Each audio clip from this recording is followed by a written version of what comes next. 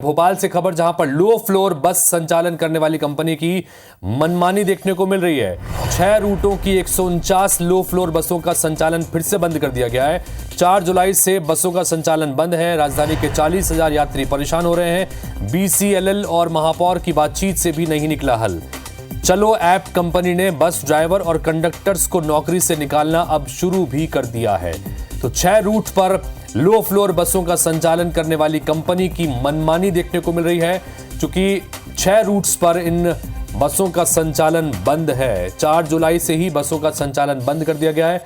राजधानी के 40,000 यात्री इसके चलते परेशान हैं। बीसीएलएल और महापौर की बातचीत जो हुई उसका भी कोई हल नहीं निकल पाया। हालांकि पिछले दिनों खबर आई थी कि लो फ्लोर बसों का संचालन फिर से शुरू हो जाएगा। टिकट ऐप को लेकर कुछ लगातार शिकायतें थीं और विवाद की स्थिति थी, लेकिन अभी भी संचालन बसों का नहीं हो रहा है। और चलो ऐप ने ड्राइवरों को निकालना भी शुरू कर दिया है, ड्राइवर और कंडक्टरों को।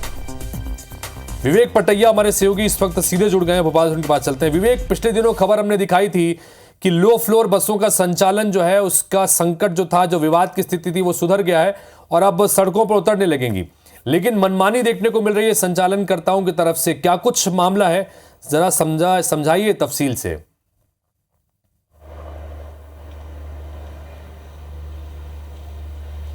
देखिए, राजधानी की लोग का जब ये हाल है तो आप समझ सकते हैं कि प्रदेश का क्या हाल होगा। राजधानी भोपाल में जो लो फ्लोर बसें चलती है वो संचालित करने वाली कंपनी की मनमानी आप देखिए कि पिछले कई दिनों से मध्य प्रदेश की राजधानी में 6 रूटों पर बसें संचालित नहीं हो रही है, और जिसका असर 40 से 50 हज़ार यात्रियों पर पड़ रहा है, जो शहर के अलग अलग स्थानों पर इन बसों के से आवागमन करते हैं। कोई अपने नौकरी पे जाता है, कोई अपने ज़रूरी काम से जाता है, लेकिन बसें संचालित नहीं होने से उनको काफ़ी दिक्कतों का सामना करना पड़ रहा है।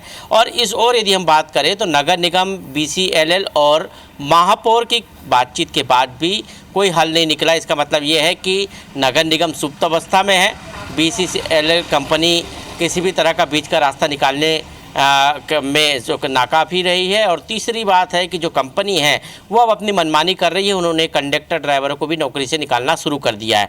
तो ये एक तरह की कह सकते हैं कि लापरवाही है, और इसका खामियाजा राजधानी की जनता को भुगतना पड़ रहा है।